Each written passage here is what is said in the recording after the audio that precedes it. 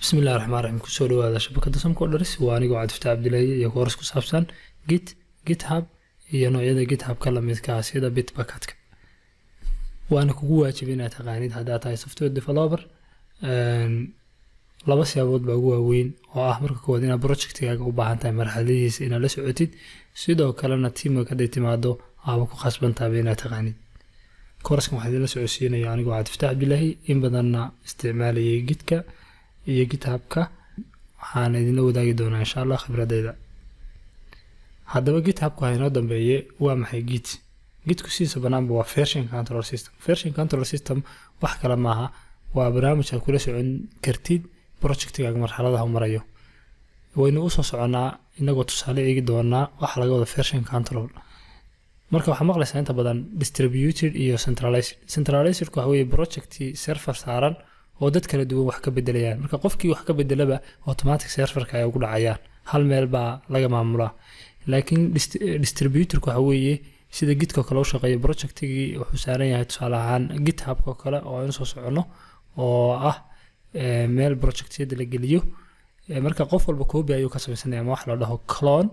ka bacdina waxa doontaa ka bedbedelaysaa adoo aan internet isticmaalin hadhow ayaad wixii push karaynaysaa waana soo bulgaraysanaysaa update-ka ugu dambeeyana waa soo qaadanaysaa adiguna waxaad ka bedeshay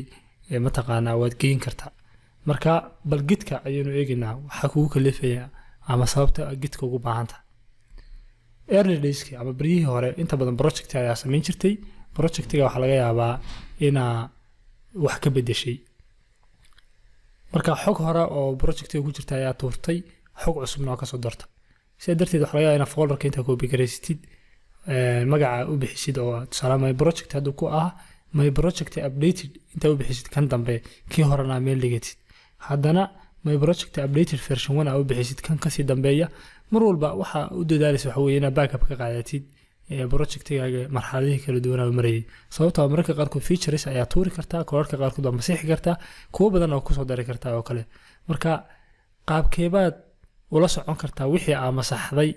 iyo wixii dambe aad ku soo dartay adoo hal meel ku maamulay marka Gitku shaqadaas ayuu ku qabanaya ama ku fududeynaya marka sidan oo kale ayaa sameyn kartaa hadaa GitHub ku isticmaalay project-kaaga my project ayaa magaciisa kamadan bedelin folder-ka kamadan copy gareysan Gitka ayaa ku soo daraysaa initialization waxa weeye Gitka inaad ku soo dartid project-kii oo inuu soo soconayo practical tusaale feature ba ku soo daraysaa system-kaagu login oo kale ma lahayn ba website ba dhisay login-ka marka ku soo dartid login-ka message ayaa raacinaysa login baan ku soo daray haddana feature cusub oo registration ku soo daraysa waxa registration ayaa ku soo daray marka hadhow waxa ku sahlanaanaysa inaad la socon kartid marxaladihii kala duwanaayo maray sidoo kale waxa ku sahlaysa hadii aad team kala shaqeynaysid qofna inuu back-end ka shaqeeyo qofna inuu front-end ka shaqeeyo idinku hal project ka shaqeynaya waxyaabaha ugu muhiimsan ee qaybta koowaad ku baran doona waxa weeye command line taqaanid waxay ka mid tahay git init oo ah initialization inaad Gitka ku soo dartid project-kaaga status-ka inaad la socotid oo aynu soo socday status-ka waxa weeye faylasha la bedelay faylasha aan wali la taraagarayn